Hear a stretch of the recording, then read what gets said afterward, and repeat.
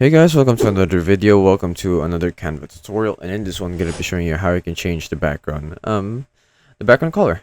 Now you might think you can just add elements here. Let's say you want to turn this black. Well, just search for black background like this. You go to graphics or photos or whatnot.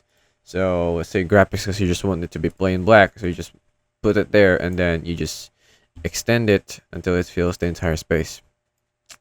But then you have to worry about adding elements on top of it and making sure that it's not on top of those elements.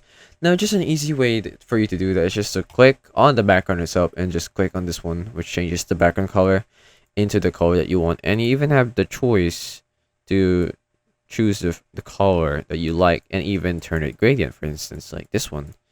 So it's really easier to do it just by clicking on the background.